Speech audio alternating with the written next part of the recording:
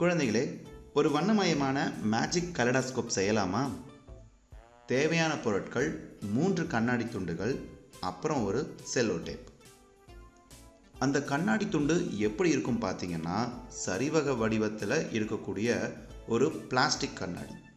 அப்புறம் அந்த 3 கண்ணாடி துண்டுகளும் ஒரே அளவாகவும் ஒரே வடிவத்திலையும் இருக்கணும். கண்ணாடி துண்டுகள் ஒரு பக்கம் பளபளன்னு இருக்கும், இன்னொரு பக்கம் பிளாஸ்டிக் பூசி இருக்கும். சரி, இப்போ என்ன பண்ணலாம்? பிளாஸ்டிக் பக்கம் இருக்கிற அந்த 3 கண்ணாடி துண்டுகளை சேர்த்து வச்சு செலோ டேப் போட்டு ஒட்டுங்க. இப்போ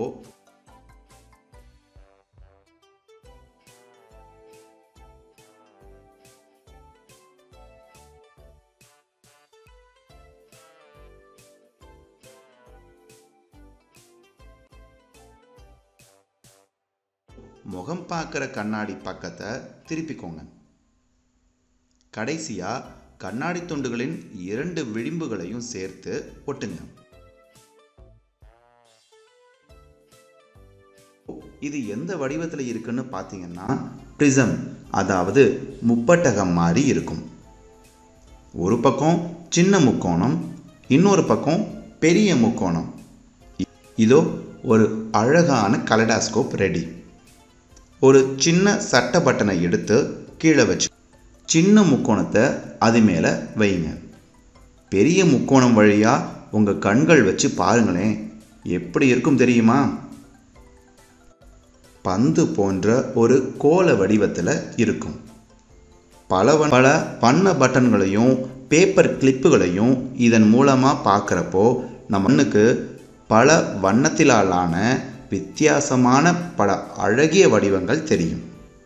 இயற்கையை ரசிக்க கலடாஸ்கோப்பை வெளியே எடுத்துகிட்டு போகலாம். இலைகள் முன்னாடி கலடாஸ்கோப் கண்கள் வழியாக நகர்த்தி பாருங்கள்.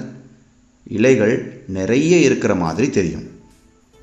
இந்த மாதிரி மரம், செடி, கொடி எல்லாத்தையும் கலடாஸ்கோப் வழியாக அது நகரும்போது ரொம்ப அழகாக இருக்கும். நீங்களும் இதே போல ஒரு கலடாஸ்கோப் செஞ்சு பாருங்களேன். கலடாஸ்கோப் என்பது ஒளியின் முழு அக எதிரொலிப்பு பண்பை அடிப்படையாக கொண்டது.